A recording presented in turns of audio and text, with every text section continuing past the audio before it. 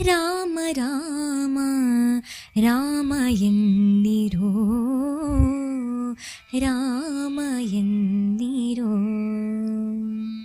ಭರದಿಯ ಮನ ಭಟರು ಬಂದು ಹೊರಡಿರೆಂದು ಮೆಟ್ಟಿ ಕುಳಿತು ಕೊರಳಿಗಾತ್ಮ ಸೇರಿದಾಗ ಹರಿಯ ನಾಮ ಬಾರದಯ್ಯ. ಇಂದ್ರಿಯಗಳೆಲ್ಲ ಕೂಡಿ ಬಂದು ತನುವ ಮುಸುಕಿದಾಗ ಸಿಂಧು ಸುತೆಯ ಪತಿಯ ನಾಮ ಅಂದಿಗೋದಗಲರಿಯದಯ್ಯ.